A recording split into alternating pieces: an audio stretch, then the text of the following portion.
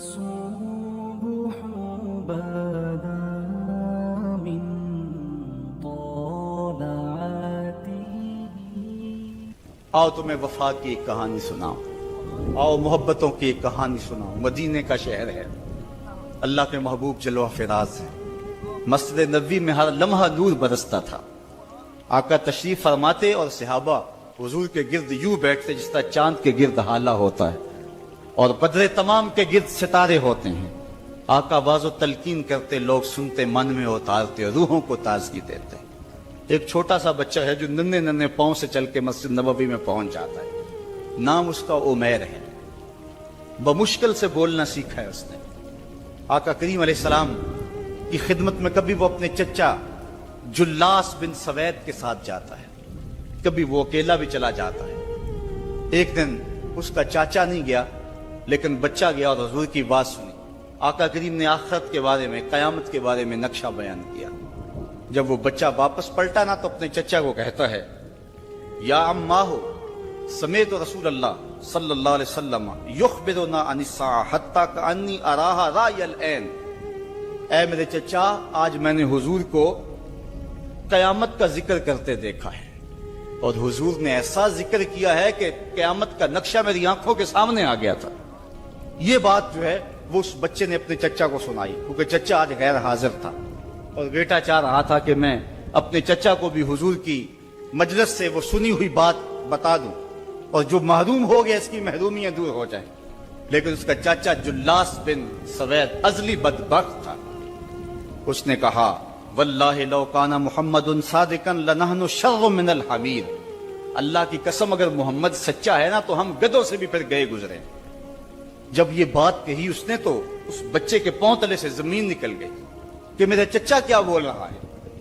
یہ تو مجھے انگلی لگا کہ مسجد نبوی میں لے جایا کرتا تھا اور اس نے یہ کیا بات کہہ دی، یہ تو منافق نکلا.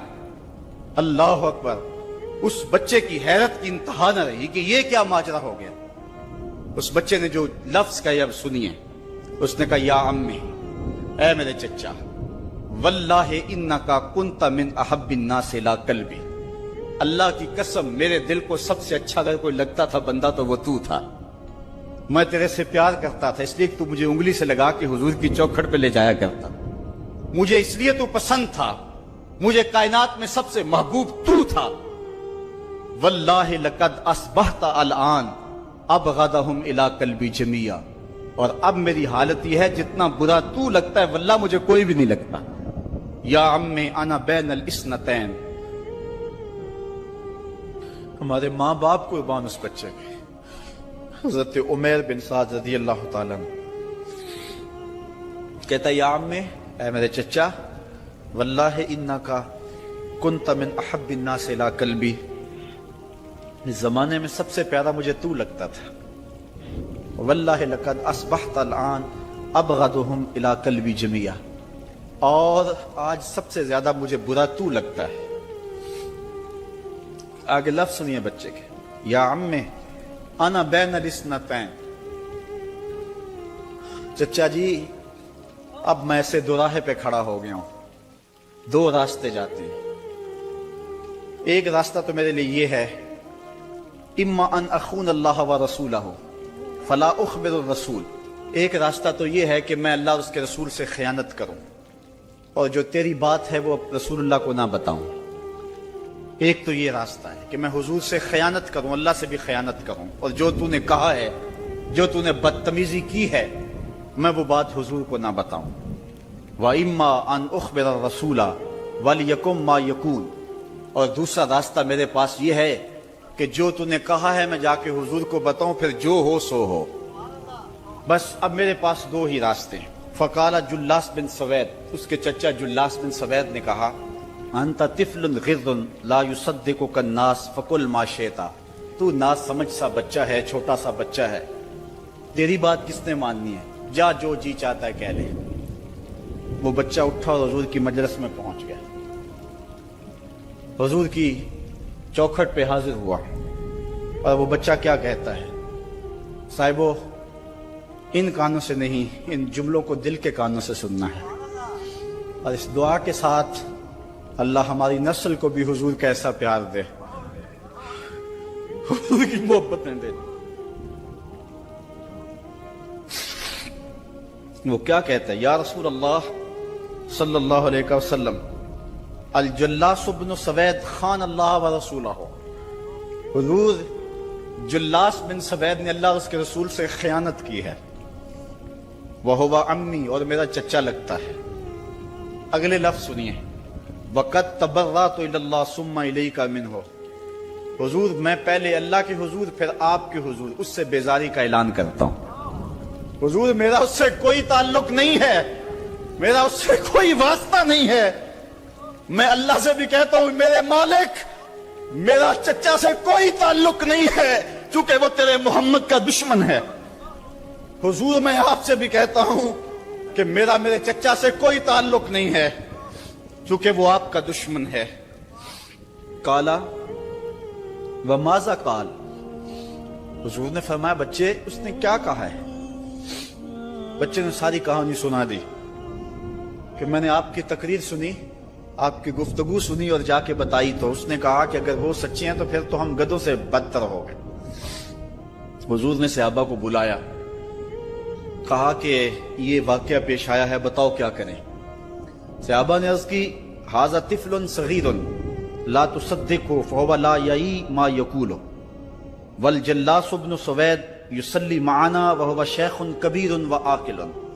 حضور یہ بچہ چھوٹا ہے، کم عقل ہے، کم سمجھ ہے، یہ تو اپنی بات بھی نہیں صحیح طرح سمجھ سکتا، جو کہتا ہے تو وہ بھی نہیں جانتا. اور جلاس بن سوید بڑی عمر کا آدمی ہے، ہمارے ساتھ نمازیں پڑھتا ہے اور عاقل شخص. تو آپ اس بچے کی بات کی پرواہ نہ کیجیے اور اس کی خبر کی تصدیق نہ کیجیے. ادھر جلاس بن سوید کو جب پتا چلا تو اس نے بھی قسمیں کھانی شروع کر دی کہ میں نے تو کوئی بات کہی نہیں ہے. ایک چھوٹے سے بچے نے جا کے ویسے ہی بات کر دی. تو حضور نے اس بچے کی بات کو نظر انداز کیا صحابہ کے کہنے پہ. اب اس بچے نے جب دیکھا کہ میری بات حضور نے قبول نہیں کی ہے تو اس نے جھولی پھیلا لی اور آسمان کی طرف دیکھ کر کے کہا اللہم ان کنت صادقا فصدقنی وان کنت کاذبا فکذبنی. اے اللہ اگر میں جھوٹا ہوں تو مجھے جھوٹا کر دے اور اگر میں سچا ہوں تو میری سچائی کا اعلان کر دے. یہ بچے نے جب بات کی تو ابھی اس نے منہ پہ دعا مانگ کے ہاتھ نہیں پھیرے تھے کہ جبریل آ گئے. اور سورہ توبہ کی آیت نازل ہوئی یحلفون باللہ ما قالوا وَلَقَدْ قَالُوا كَلِمَةَ الْكُفْرِ وَكَفَرُوا بَعْدَ اسْلَامِهِمْ. یہ قسمیں کھاتے ہیں کہ ہم نے یہ بات نہیں کی ہے. محبوب انہوں نے اسلام لانے کے بعد کلمہ کفر بولا ہے، انہوں نے کلمہ کفر بولا ہے، اس نے بات کہی ہے. تو اللہ تعالیٰ کے محبوب نے اس بچے کو اپنے پاس بلایا، کہا مرحبا بالذی صدقہ ربہ من فوق سبع سماوات. خوش آمدید وہ بچے جس کی 7 آسمانوں سے اوپر رب نے بھی گواہی دی ہے، جس کی رب نے بھی گواہی دی ہے. پھر حضور نے اس بچے کے کان کو پکڑا اور فرمایا وفت اذنک یا غلام وصدقک ربک. بچے تیرے کان نے ٹھیک ہی سنا تھا اور تو وہ ہے جس کی گواہی اور جس کی تصدیق میرے رب نے فرمائی. اللہ اکبر. حضرت عمر رضی اللہ تعالیٰ عنہ کا دور آیا تو انہوں نے حضرت عمیر بن سعد انصاری رضی اللہ تعالیٰ عنہ کو حمص کا گورنر بنا دیا. اور پھر جب وہ فوت ہوئے تو حضرت عمر روئے، فرماتے کاش کہ میرے پاس عمیر جیسا کوئی دوسرا آدمی ہوتا اور میں مسلمانوں کی محافظت کے لیے اسے مقرر کرتا. اللہ اکبر. تو حضور علیہ الصلوۃ والسلام کی محبت اور حضور کے ساتھ وفا کا یہ رشتہ اور یہ تعلق اور یہ گہرا ربط اللہ تعالیٰ کی محبت کا بندے کو مستحق کرتا ہے. اللہ نے بھری بزم کے اندر اس بچے کو عمیر بن سعد رضی اللہ تعالیٰ عنہ کو جھوٹا نہیں ہونے دیا. تو اقبال کہتا ہے کی محمد سے وفا تو نے تو ہم تیرے ہیں، یہ جہاں چیز ہے کیا لوح و قلم تیرے ہیں. کسی امیر شخص کا نام ہے کیا بدن کے اوپر پیوند لگے لباس پہننے والے وہ فاقہ مست کیا امراء کی فہرست میں آتے تھے؟ ہمیں تو وہ کہانی بھی اسلام کی غربت کی یاد آتی ہے کہ جب احد کے اندر 70 شہیدوں کے لاشیں پڑے ہوئے ہیں تو حضرت صفیہ حضور کی پھپھی اپنے بھائی حمزہ کے لیے 2 چادریں لے کر کے کفن کی آتی ہے تو حضور علیہ السلام نے فرمایا کہ جس قبر میں حمزہ کو دفن کیا جائے اسی قبر میں مصعب بن عمیر کو بھی کفن دیا جائے اور دفن کیا جائے، اور کہا میرے چچا کے لیے اس کی جو بہن میری پھپھو جو 2 چادریں لے آئی ہے، کہا ایک چادر ہم مصعب بن عمیر کو دیں گے۔ یہ مصعب بن عمیر کون ہے؟ تاریخ پڑھو، کتنی دل آویز تاریخ ہے۔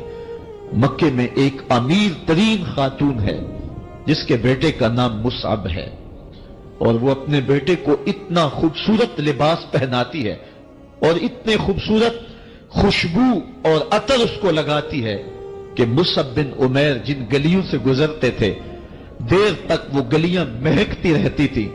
لوگ کہتے تھے یہاں سے مصعب گزر کے گیا ہوگا اس لیے یہ گلیاں مہک رہی ہیں۔ اچھا، پھر مصعب پہ نظر پڑتی ہے میرے محمد عربی کی، تو مصعب بن عمیر حضور کی زلفوں کا اسیر ہو جاتا ہے۔ ماں کافرہ ہے، جب پتہ چلتا ہے تو اس کا لباس بھی چھین لیتی ہے، سہولتیں اور آسودگیاں بھی واپس لے لیتی ہے۔ پھر وہ وقت بھی آیا کہ مصعب بن عمیر حبشہ کی جانب ہجرت کر جاتے ہیں۔ مکے کے حالات کچھ تھوڑے سے خوشگوار نظر آئے تو وہ حبشہ سے واپس مکے جب پلٹے تو ان کے بدن پہ جو چادر تھی وہ جگہ جگہ سے پٹی ہوئی تھی۔ میرے آقا کریم علیہ السلام نے دیکھا تو حضور کی آنکھوں میں آنسو ٹپکنے لگے۔ کہا یہ وہی مصعب ہے جو اتنا خوش پوش نوجوان تھا کہ میں نے پورے مکے میں اس سے خوبصورت لباس پہننے والا کوئی دوسرا شخص نہیں دیکھا، اور آج میرے مصعب کو پہننے کے لیے جو چادر میسر ہے وہ بھی جگہ جگہ سے پٹی ہوئی ہے۔ یہ اسلام کی غربت کی کہانی ہے، اور آج احد میں یہی مصعب بن عمیر شہید ہو جاتے ہیں اور ان کے لیے کفن بھی دستیاب نہیں ہے۔ حضور نے کہا جو میرے چچا کے لیے 2 چادریں لائی ہیں ان میں سے ایک کا کفن مصعب کو دے دو نا، اور دوسری چادر سے کفن میرے چچا کو دے دیا جائے۔ اچھا، حضرت مصعب کے لیے بڑی چادر رکھ دی گئی، اور حضرت امیر حمزہ کے لیے جو چادر تھی وہ چھوٹی تھی، اگر سر ڈھانپتے تھے تو پاؤں ننگے ہو جاتے، اگر پاؤں ڈھانپتے تھے تو سر ننگا ہو جاتا۔ حضور نے فرمایا میرے چچا کا سر ڈھانپ دو اور پاؤں کے اوپر اذخر نامی گھاس ڈال دو۔ میں یہ اسلام کی غربت کی کہانی تمہیں سنا رہا ہوں، جب میرے رسول کے چچا کے لیے پورے کفن کا ٹکڑا بھی دستیاب نہیں تھا، اسلام اس وقت بھی عزت پا گیا تھا، اسلام اس وقت بھی ذلیل نہیں تھا، اسلام اس وقت بھی سربلند تھا، اور اسلام اس وقت بھی عزتوں کی مسند پہ تھا۔ یہ اسلام کا وہ دور ہے کہ جب حضور مسجد نبوی سے باہر نکلتے ہیں تو آگے حضرت عمر و ابو بکر رضی اللہ تعالی عنہما کھڑے ہیں، چہرے کے اوپر عجیب اداسی ہے۔ کہا عمر، ابو بکر اس وقت کیوں کھڑے ہو؟ عرض کی حضور بھوک نے گھر میں ٹکنے نہیں دیا، ہم نے چاہا حضور کا چہرہ دیکھ لیں تو کچھ پیاس بجھ جائے، کچھ بھوک مٹ جائے۔ حضور نے فرمایا میرا حال بھی یہی ہے، جس چیز نے تجھے گھروں سے نکالا ہے وہی چیز مجھے گھر سے نکال لائی ہے۔ چلتے ہوئے حضرت ابو ایوب انصاری کے گھر کے قریب سے گزرے،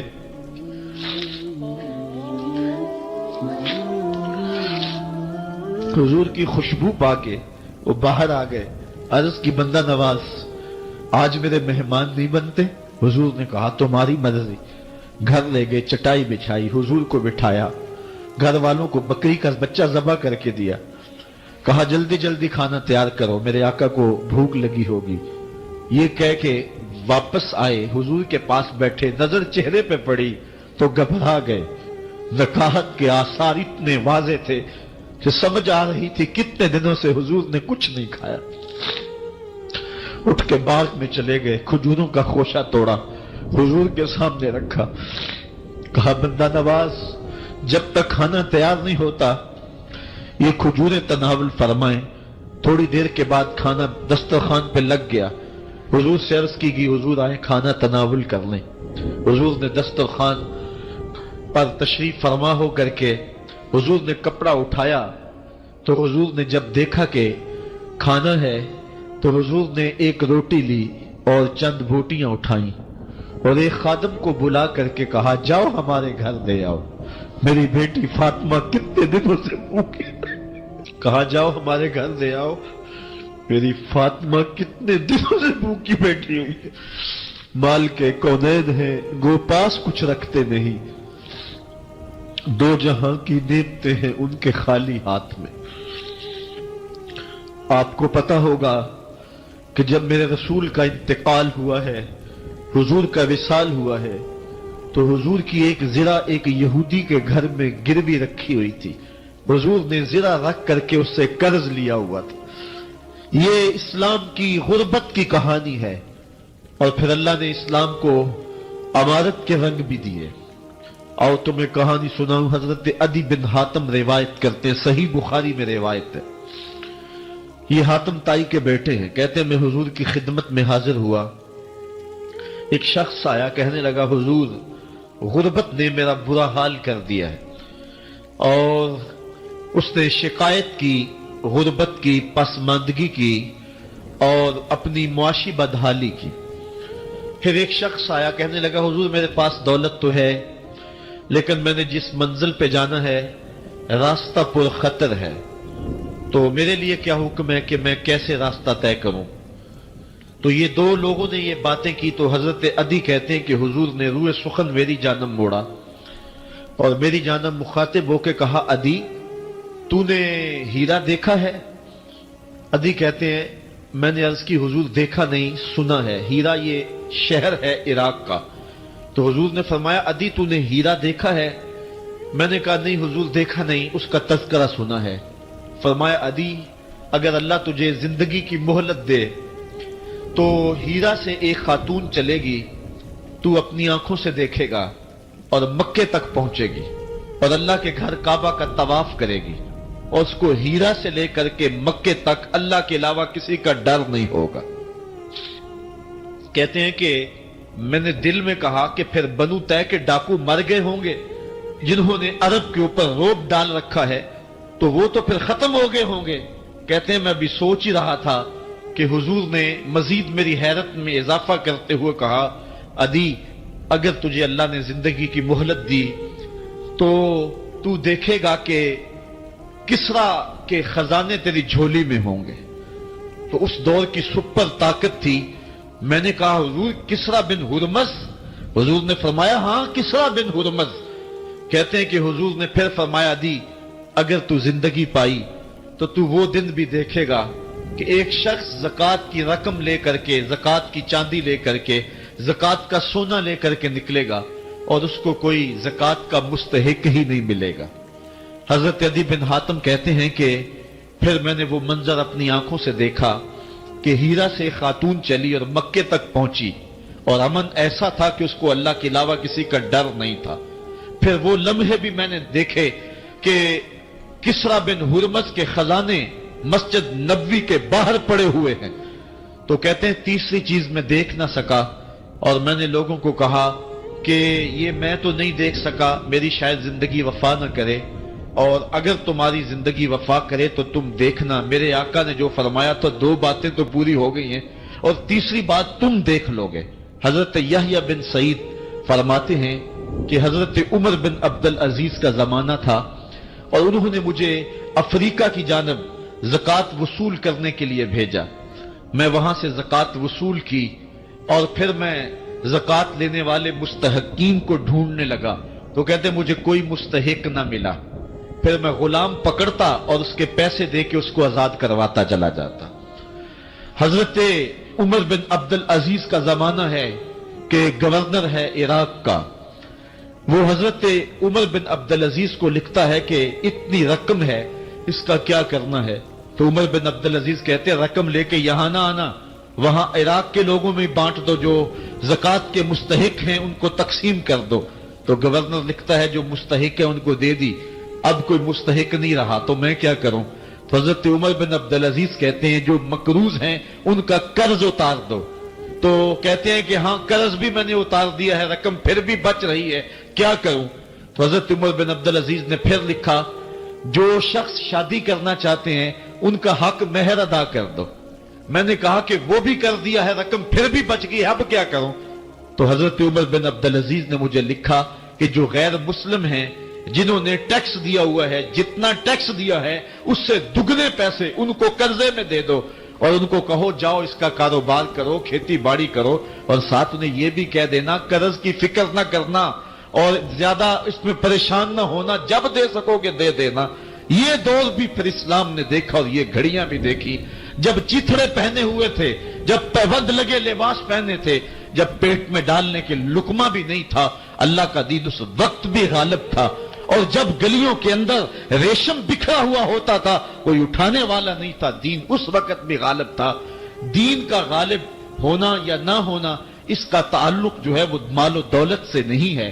اقبال کہتا ہے کہ زوال بندہ مومن کا بے زری سے نہیں، مومن کا زوال بے زری سے نہیں ہے، بلکہ اس کا سبب کوئی اور ہے۔ وہ سبب ڈھونڈنا ہے کہ ہم دنیا میں رسوا ہو کے کیوں رہ گئے، ہم زمانے کے سامنے تماشا کیوں بن کے رہ گئے، آج نبی کی امت پوری کائنات میں رسوا ہو کے کیوں رہ گئی، آج ہمارا تماشا دیکھا جا رہا ہے، آج بھوکے کتوں کو ہماری بے شمار بہنوں کے اوپر چھوڑا جا رہا ہے اور اس کا تماشا دیکھا جا رہا ہے۔ کیا ہم نے یہ دن بھی دیکھنے تھے؟ ہم نے سراغ لگانا ہے۔ دولت کی قلت اور کثرت یہ ثانوی چیزیں ہیں۔ ہم نے تاریخ میں دیکھا ہے، ہم کبھی مالی طور پہ کمزور تھے، رسوا نہیں ہوئے۔ اور ایک روایت حضرت سلیمان بن سرد رضی اللہ تعالی عنہ سے مروی ہے، کہتے ہیں کنت جالسا مع النبی صلی اللہ علیہ وآلہ وسلم، میں حضور علیہ السلام کی مجلس میں بیٹھا ہوا تھا، دو لوگ تھے، وہ آپس میں الجھ رہے تھے، ان میں سے ایک شخص کا چہرہ غصے سے سرخ ہو گیا، رگیں پھولی ہوئی تھیں، اور ایک دوسرے کے لیے سب و شتم کا ماحول پیدا ہو گیا تھا۔ اللہ کے رسول صلی اللہ علیہ وآلہ وسلم نے ارشاد فرمایا، میں ایسا کلمہ جانتا ہوں کہ اگر یہ کلمہ پڑھ لیں تو ان کا یہ غصہ زائل ہو جائے گا، ان کی جو کیفیت ختم ہو جائے گی۔ اور وہ کیا ہے؟ اعوذ باللہ من الشیطان الرجیم، یہ پڑھ لیں تو جو ان کے اندر ہے وہ چلا جائے گا۔ تو لوگوں نے اس شخص کو کہا جس کی رگیں پھولی ہوئی تھی اور غصے سے اس کا چہرہ سرخ ہوا جا رہا تھا کہ تعوذ پڑھو، اعوذ باللہ من الشیطان الرجیم پڑھو۔ اور یہ اللہ تعالیٰ نے قرآن مجید میں ارشاد فرمایا ہے کہ جب غصے سے انسان بے قابو ہو جائے تو اس کو چاہیے کہ وہ اپنے غصے سے باہر نکلنے کے لیے تعوذ پڑھے۔ ایک روایت میں ہے اللہ کے محبوب نے ارشاد فرمایا، تم میں سے اگر کوئی شخص غصے میں آئے تو وہ خاموش ہو جائے، تو خاموشی سے غصے کا لیول نیچے آنا شروع ہو جائے گا۔ اور ایک روایت میں ارشاد فرمایا، جب تم میں سے کوئی شخص غصے میں ہو تو وہ کھڑا ہوا ہو تو وہ بیٹھ جائے، اور اگر اس کا غصہ اس سے زائل ہو گیا تو ٹھیک، ورنہ لیٹ جائے۔ یعنی اگر وہ کھڑا ہو تو بیٹھ جائے، اور اگر بیٹھنے کے باوجود بھی غصہ ختم نہیں ہونے پا رہا تو لیٹ جائے، خاموش ہو جائے، تعوذ پڑھے اور بیٹھ جائے یا پھر لیٹ جائے۔ تو یہ چار صورتیں غصے کو کم کر دیتے ہیں۔ تو غصے کو نافذ کرنے کی بجائے کوشش کرنی چاہیے کہ غصہ جو ہے وہ فروغ ہو جائے، چونکہ غصے میں انسان ایسے امور کر لیتا ہے کہ بعد میں اس کو سخت پچھتاوا ہوتا ہے۔ تو ایک شخص نے حضور سے کہا کہ حضور مجھے کوئی وصیت کیجئے۔ حضور نے اسے ارشاد فرمایا کہ تو غصہ نہ کیا کر۔ اس نے پھر کہا مجھے وصیت کیجئے، تو آقا کریم نے پھر فرمایا غصہ نہ کیجئے۔ اس نے پھر کہا، یہ بات ایک بار نہیں، اس نے کئی بار حضور سے پوچھی۔ وہ کوئی اور وصیت طلب کرنا چاہ رہا تھا کہ یہ تو ٹھیک ہے، کچھ اور وصیت بھی کیجئے۔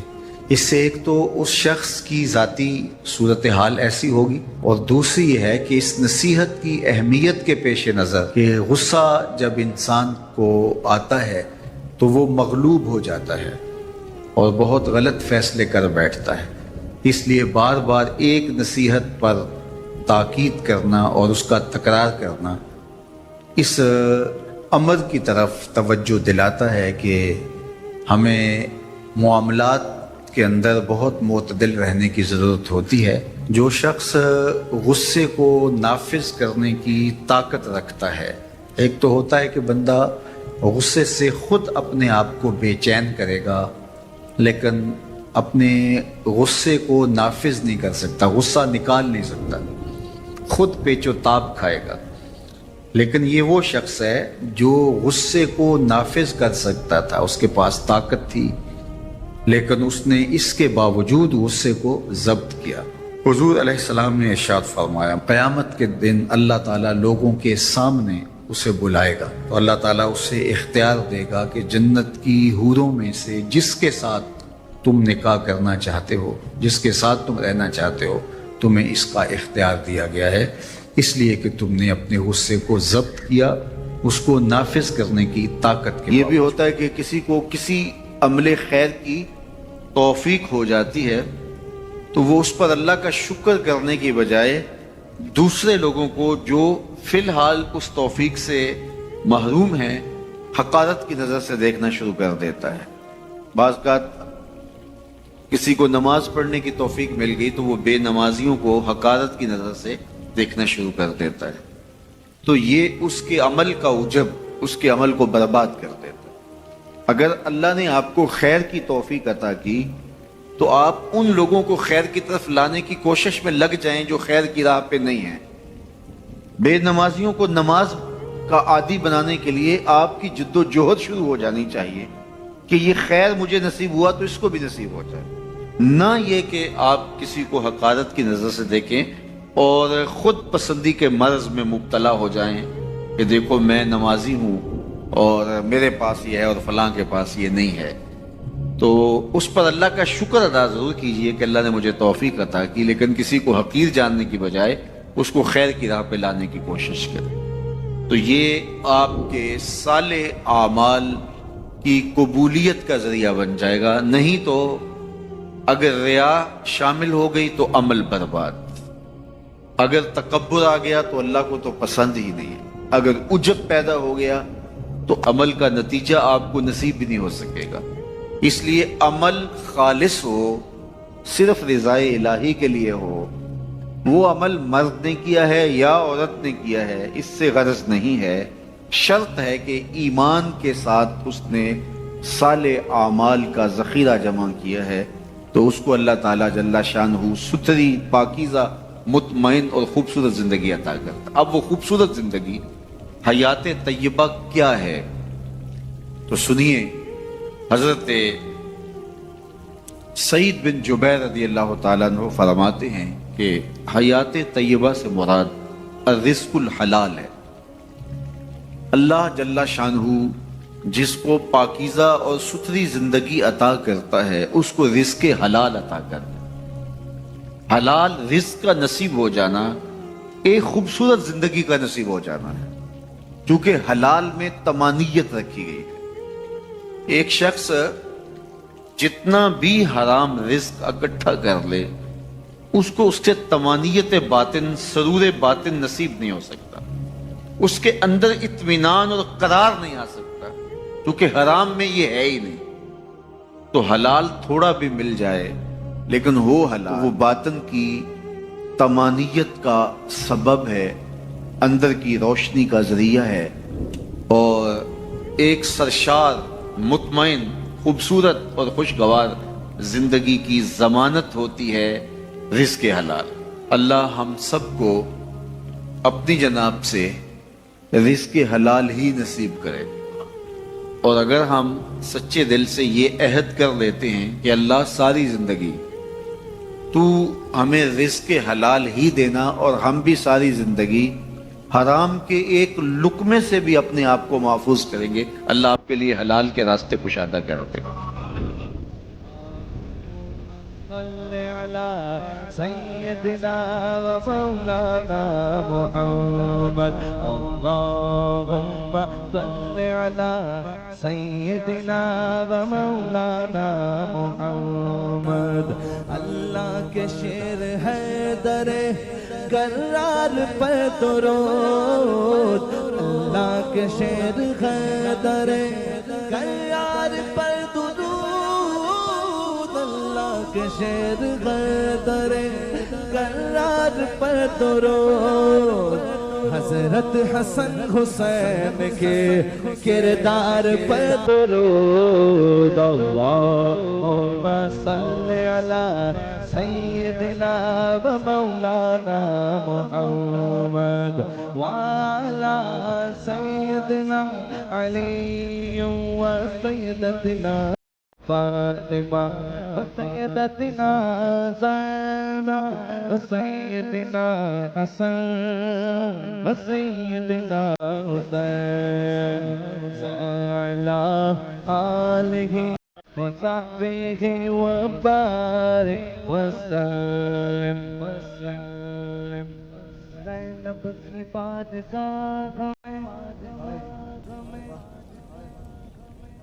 زینب کی بارگاہ میں زینب کی بارگاہ میں زینب کی بارگاہ میں سلام نیاز ہے زینب کی بارگاہ میں سلام نیاز ہے جو مرتضیٰ کی لاڈلی زہرا کا ناز ہے اللہم صلی علی سیدنا و مولانا محمد وعلی سیدنا علی و سیدتنا فاطمہ سیدتنا زینب سیدنا حسن سیدنا حسین زینب کی بارگاہ میں سلام نیاز ہے زینب کی بارگاہ میں سلام نیاز ہے زینب کی بارگاہ میں سلام نیاز ہے زینب کی بارگاہ میں سلام نیاز ہے جو مرتضیٰ کی لاڈلی زہرا کا ناز ہے اللہم صلی علی سیدنا و مولانا محمد